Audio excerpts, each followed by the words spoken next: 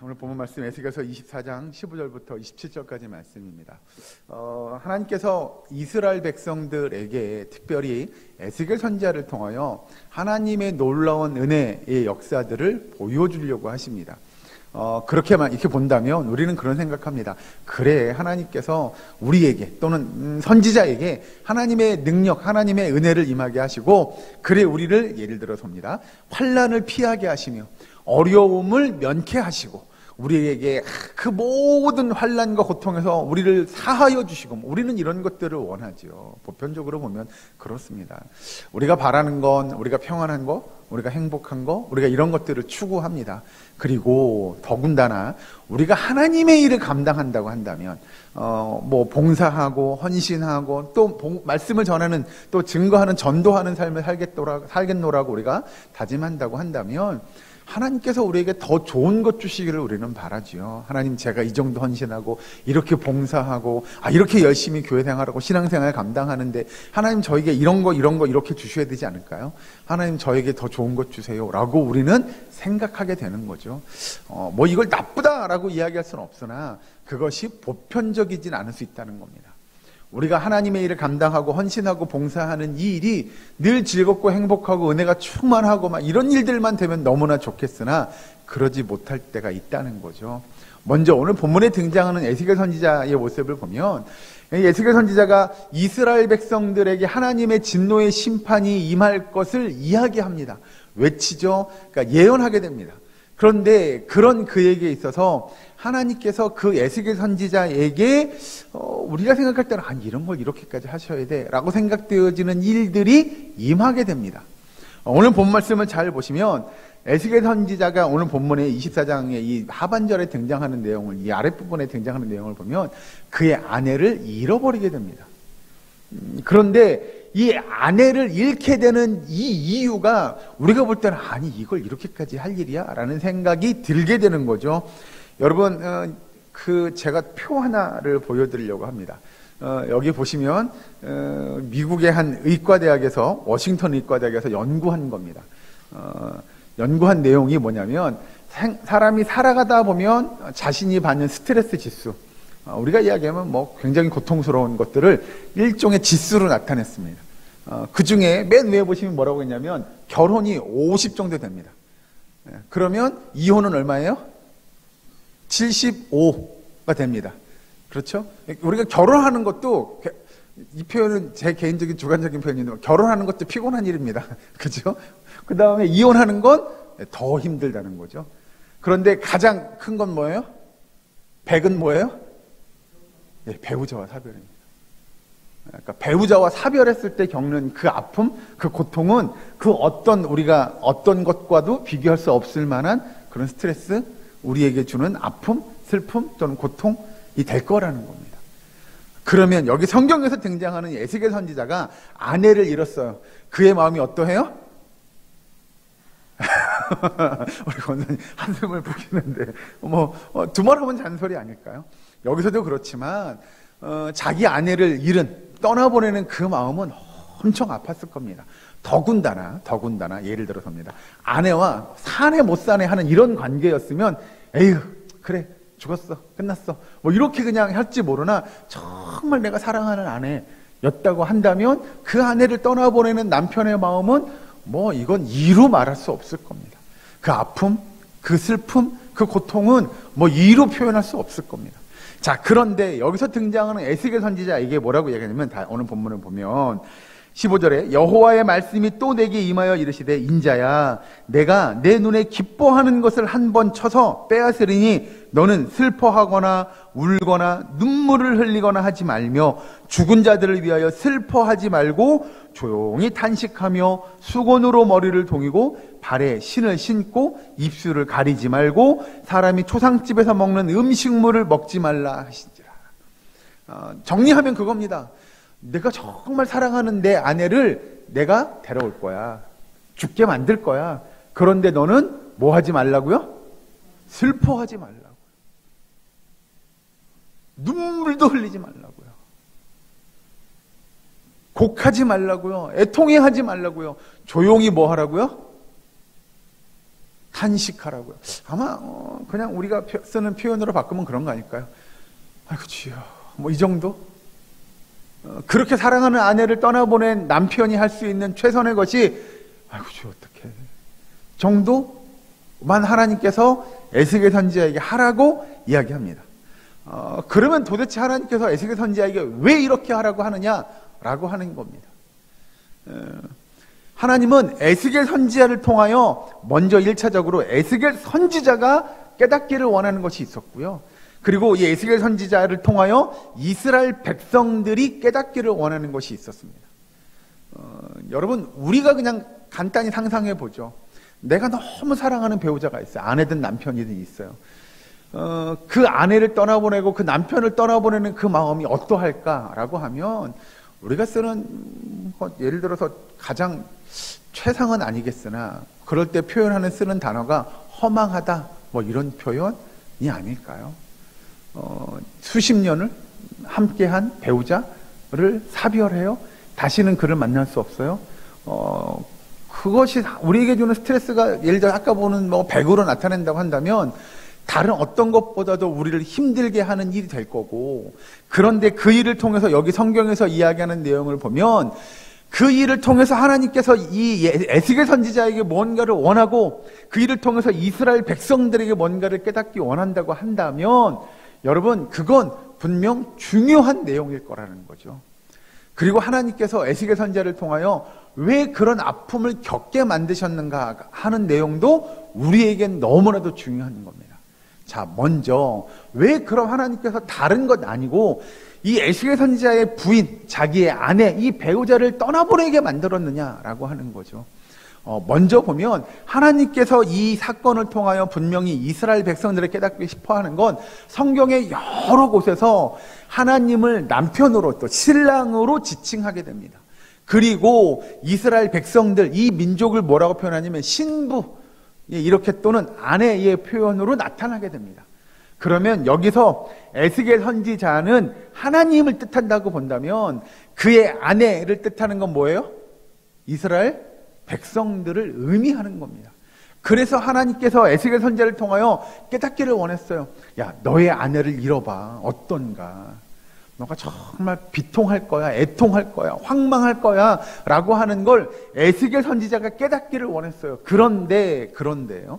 그런데 뭐 하지 말라고요? 슬퍼하지 말라고요.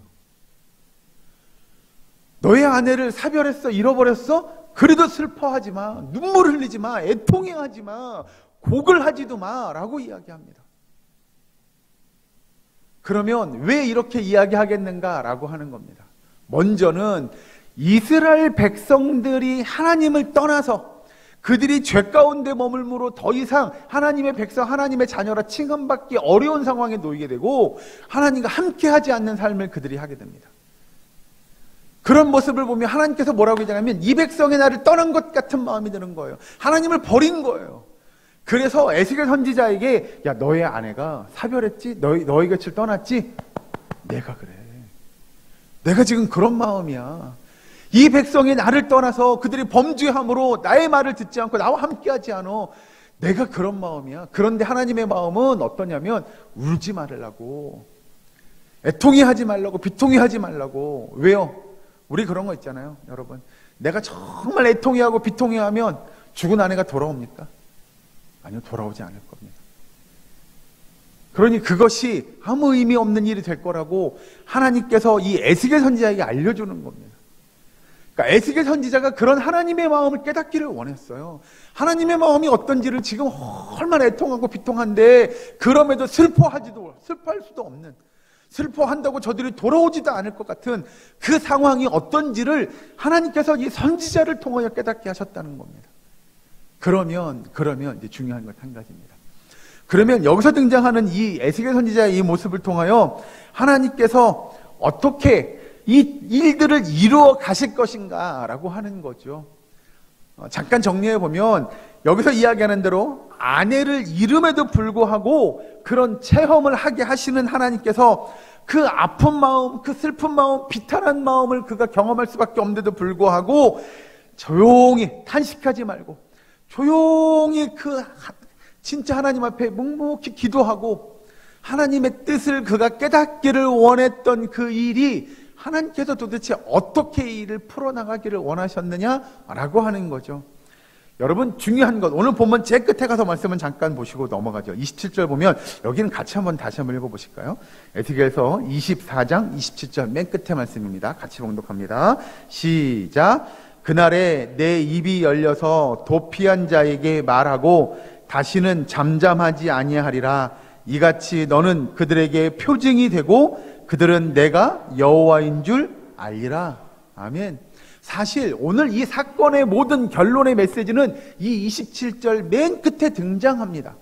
왜 하나님께서 에스겔 선지자에게 그런 아픔을 주시고 에스겔 선지자에게 그런 고통을 주셨는지, 그리고 그걸 통하여 이스라엘 백성들을 어떻게 하시려고 하시는지에 대한 결론이 27절에 등장합니다. 그 끝에 보시면 그들은 내가 여호와인 줄 알리라. 아멘. 결국 하나님께서 이스라엘 백성들에게 요구하시는 삶의 모습은 무엇이냐면 그들이 내가 여호와인 줄 알기를 바란다 라고 하는 겁니다. 먼저 1차적으로 사실 에스겔 선지자는 말할 것도 없죠. 에스겔 선지자는 하나님이 여호와인 줄을 너무나 잘 알았을 겁니다. 그런데 그 에스겔 선지자에게 이런 일들, 자기의 정말 사랑하는 아내가 죽는 일들을 통하여 그가 하나님의 마음을 깨닫기를 원했어요.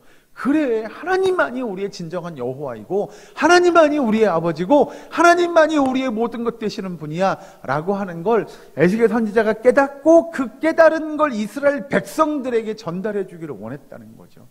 그래서 이스라엘 백성들은 여호와 하나님이 계시잖아, 우리가 그래서 여호와 하나님만을 바라봐야 되잖아 라고 하는 걸 그들이 깨닫길 원했어요.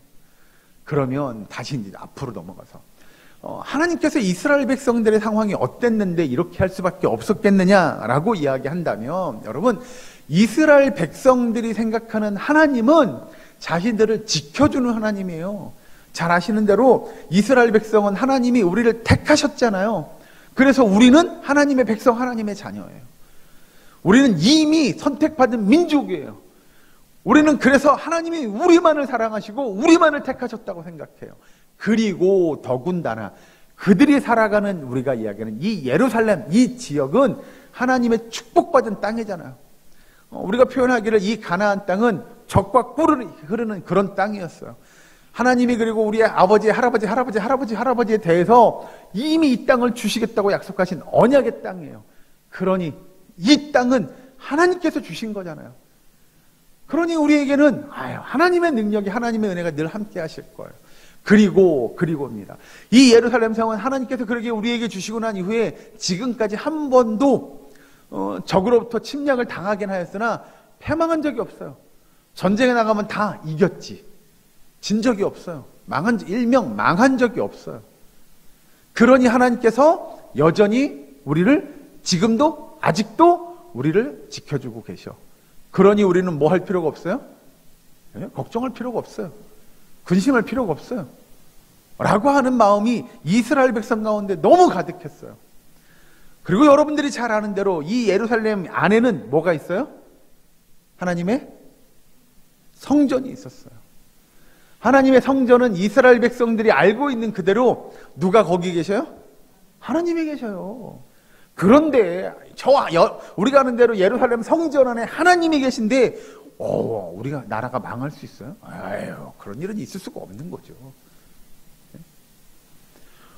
정리하면 하나님께서 우리와 함께 계시고 우리 하나님의 성전이 여기 이렇게 있고, 그리고 우리는 하나님의 선택받은 백성이고 자녀고 우리가 이렇게 건재한데 무슨 일이 있겠어 라고 하는 마음이 누구에게 있냐면 이스라엘 백성들에게 있었어요.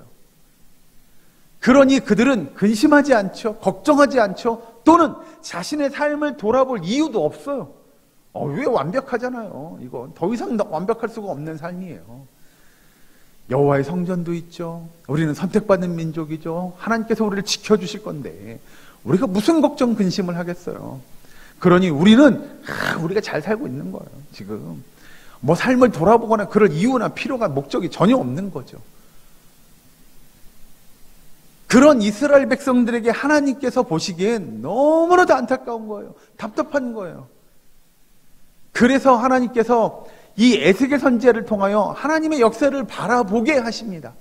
그래서 에스겔 선지자의 아내를 죽게 만들었어요. 그런데 여러분 이제 성경의 내용을 잠깐 우리 그림으로 이렇게 그려보죠. 아내가 죽었어요. 그러면 보편적으로 가서 보면 정말 황망해하고 애통해하고 비통해하고 진짜 눈물 뚝뚝 흘리고 막 이래야 되는데 이 남편이 보니까 그러지 않는 거예요. 울지도 않아요. 심지어는 뭐하게 생겼어요? 저 화장실 가서 웃게 생긴 거죠. 이건 농담입니다, 여러분. 이 에스겔 선지자가 아무런 반응이 없어요. 그러니 사람들이 볼 때 어때요? 이상한 거예요. 그죠? 아내가 죽었는데 울지도 않고 애통해하지도 않고 비통해하지도 않고 뭐 이러고만 있는 거예요. 한숨만 푹푹 쉬고 있다고 생각을 해보세요. 가정을 해보죠. 사람들이 이상해 보일 거예요. 그러니까 에스겔 선지자한테 가서 물어봅니다. 오늘 본문의 말씀 이렇게 이야기합니다. 19절 말씀을 보죠. 18절 볼까요? 18절. 19절입니다. 백성이 내게 이르되 내가 행하는 이 일이 우리와 무슨 상관이 있는지 너는 우리에게 말하지 아니하겠느냐 라고 물어봅니다. 그러니까 이 일명 요즘 말로 번역하면 그런 거예요. 당신 왜 그래요? 무슨 일 있는 거예요? 이상해 보이는데? 왜 그런 거예요? 라고 물어보는 거죠. 이게 지금 당신이 지금 그렇게 하는 게 우리한테 무슨 상관이 있는 얘기예요? 라고 물어봅니다. 누가 봐도 이상했거든요. 아니 선지자가 그렇게 할 게 아니었는데 왜 이런 일들을 하고 계시지?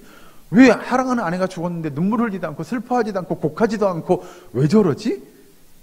이게 뭐 이유가 있는 거야? 라는 생각을 하게 됩니다.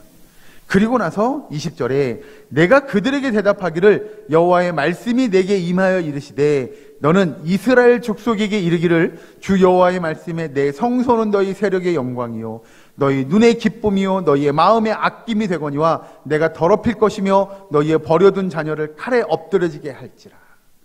여러분 아까 말씀드린 대로 이스라엘 백성들에게 있어서 그 하나님의 임재, 하나님의 함께 하시는 상징, 그 예배당이요, 그 성전이요, 그거 아무 의미 없는 거라고 하나님께서 이야기합니다. 내가 그거 더럽힐 거야. 내가 그거 다 무너뜨릴 거야 라고 말씀하십니다. 그러면서 아까 읽은 그 21절 끝에 보면 너희의 버려둔 자녀를 칼에 엎드러지게 할지라 라고 이야기합니다. 여러분 결국 너희의 자녀를 다 어떻게 한다는 이야기예요? 다 죽게 만들겠다라고 이야기합니다. 여러분 보세요. 그러면 이제 가정하는 거죠. 지금 이스라엘 백성들에게 있어서 가장 사랑하고 가장 중요한 존재라고 이야기한다면 그들의 자녀일 겁니다. 아내가 또는 남편이 죽는 일도 안타까운 일이긴 하겠으나 자녀를 잃어버리는 일, 그것도 엄청나게 아픈 일일 겁니다. 그런데 하나님께서 우리가 짐작할 수 있는 것이 하나님께서 에스겔 선지자를 통하여 그의 아내를 떠나보냈음에도 불구하고 뭐 하지 말라고 이야기했다고요? 슬퍼하지 말라고 이야기했어요. 그러면 그걸 이렇게 갖다가 이스라엘 백성들의 상황에 딱 맞춰놓으면 이스라엘 백성들이 그 자녀를 칼에 엎드러지게 할 거예요. 그 자녀들이 죽을 거예요. 그런데도 불구하고 이스라엘 백성들을 뭐 하지 않게 될 거예요? 슬퍼하지 않게 될 겁니다. 그럼 우리는 이런 생각하죠. 아니 자녀가 죽었는데 슬퍼하지 않은 부모가 어디 있어요? 그게 말이 돼요? 이해가 안 되잖아요. 아니, 자녀가 죽었는데 어떻게 부모가 슬퍼하지 않을 수 있어요? 나라가 망한 것보다 더 슬퍼할걸요? 라고 생각할지 모르나 그들이 슬퍼할 겨를조차 없게 될 거라고 성경은 이야기합니다. 자, 여러분 잘 보시면 밑에 가서 보시면 이제 23절 잠깐 보시면 이렇게 이야기합니다. 수건으로 머리를 동인 채 발에 신을 신은 채로 두고 슬퍼하지도 아니하며 울지도 아니하되 죄악 중에 패망하여 피차 바라보고 탄식하리라. 아멘. 왜 자녀가 죽었는데도 불구하고 그들이 슬퍼할 수 없게 되냐면 슬퍼할 겨를도 없게 될 겁니다. 그 나라가 멸망당하는 그 일, 또는 그 자녀가 내 자녀만 죽는 일이 아니라는 거죠.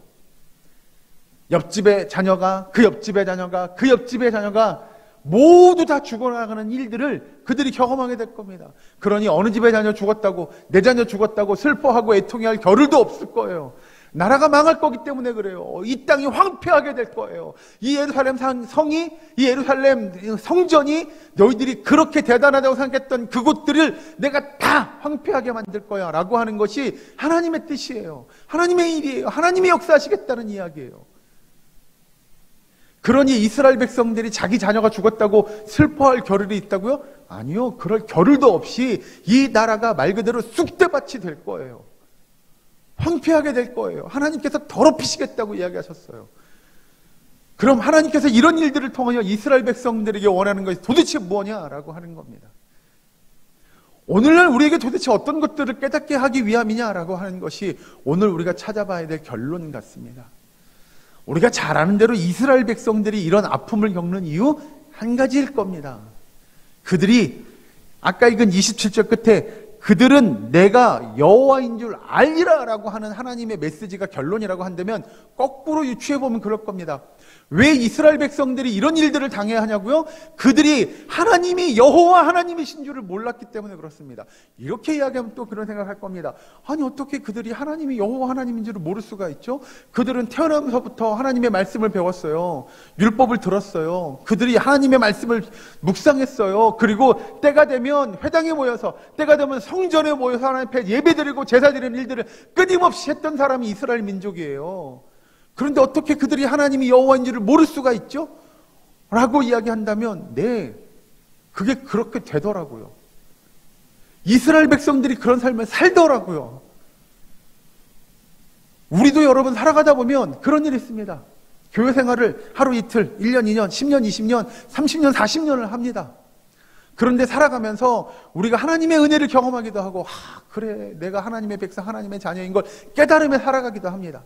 그러다 보면 어느 순간에 우리에겐 직분도 주어지고 은사도 주어집니다. 우리에게 달란트도 주어지고 우리가 봉사하고 섬기는 일들도 해야 한다고 성경은 가르칩니다. 그래서 우리는 직분도 받죠. 집사로, 권사로, 장로로, 목사로 이런 직분들을 받고 봉사하고 섬깁니다. 그런데 우리가 교회 다니는 게 하루 이틀, 1년, 2년, 10년, 20년 넘게 다닌다고 하더라도 그것이 정말 의미 없는 일이 된다고 성경은 우리에게 가르칩니다. 이스라엘 백성들이요 나면서부터 하나님의 선택된 민족이었습니다. 그들을 택한 하나님의 자녀라고 그들만을 하나님이 택했다고 하나님께서 알려주셨어요. 그런데 그것이 그들이 하나님을 떠나게 하고 나서도 안전하게 지켜주는 안전장치였냐? 그렇지 않다고 성경은 가르칩니다.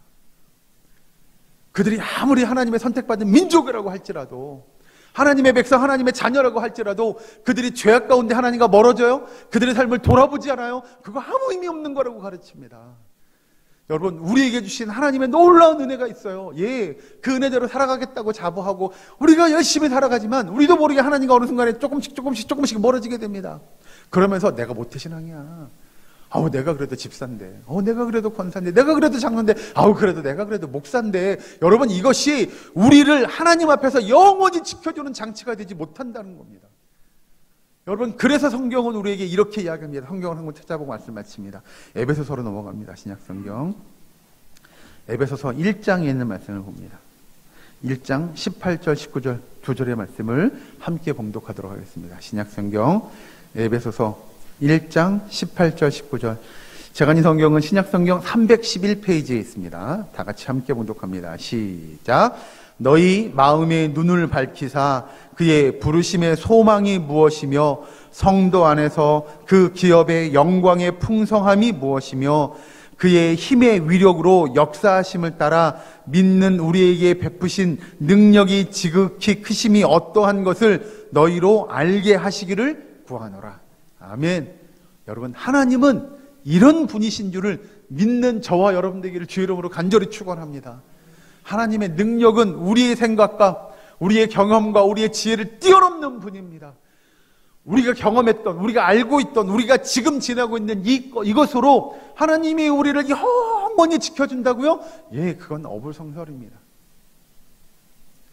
하나님이 여기 이야기한 대로 18절 19절에 고백한 대로 너희 마음의 눈을 밝히사 그의 부르심의 소망이 무엇이며 성도 안에서 그 기업의 영광의 풍성함이 무엇이며 그의 힘의 위력으로 역사하심을 따라 믿는 우리에게 베푸시는 능력이 지극히 크심이 어떠한 것을 너희로 알기 원하노라. 여러분 우리 하나님의 능력이 얼마나 큰지 우리 하나님이 어떤 것들을 하실 수 있는지를 깨닫는 저와 여러분 되기를 주의 이름으로 축원합니다. 여러분, 오늘 이 에스겔 선지자의 삶을 좀 돌아보면 그는 하나님의 말씀을 전합니다. 메신저입니다. 증거합니다. 그런데 그 증거하는 일 때문에 자기가 너무나 사랑하는 아내를 잃을 수밖에 없는 아픔을 경험하게 됩니다. 여러분, 하나님은 우리에게 그런 삶을 요구하십니다. 하나님, 왜 내 삶은 이렇게 힘들죠? 왜 내 삶은 이렇게 아프죠? 예, 하나님께서 원하시는 삶일 수 있습니다. 우리가 복음을 증거하여 하나님 저에게 봉사하고 헌신하는데 왜 저에게 이런 힘든 시간들을 허락하니요? 왜 그럴 수 있어요? 하나님은 그런 시간들을 통해서, 그런 일들을 통해서 우리가 하나님이 우리의 여호와인 줄을 깨닫기 원하시는 그런 하나님의 마음인 줄을 여러분 깨닫기를 축원합니다. 여러분, 우리가 힘들죠? 아플죠? 예, 그럴 수 있어요. 그러나 그 또한 하나님께서 우리에게 원하시는 삶의 모습인 줄을 고백하는 저와 여러분 되기를 주의 이름으로 간절히 축원합니다. 그것이 하나님의 뜻이고 하나님의 역사하심이라고 한다면 순종할 수 있는 저와 여러분 되기를, 우리의 사랑교회의 모든 권속되시기를 주의 이름으로 간절히 축원합니다. 기도하겠습니다. 사랑거리 하나님 감사합니다. 아버지, 우리의 삶을 돌아보고 온전히 하나님의 뜻에 순종하는 주의 백성 되게 하여 주시옵소서. 아버지, 우리가 복음을 증거하는 하나님의 백성, 하나님의 자녀라고 한다면 하나님 우리에게 주신 그 어떤 것도 우리가 능히 감당하고 주님의 은혜임을 고백하는 주의 백성 되게 하여 주시옵소서. 예수님의 이름으로 기도하옵나이다. 아멘.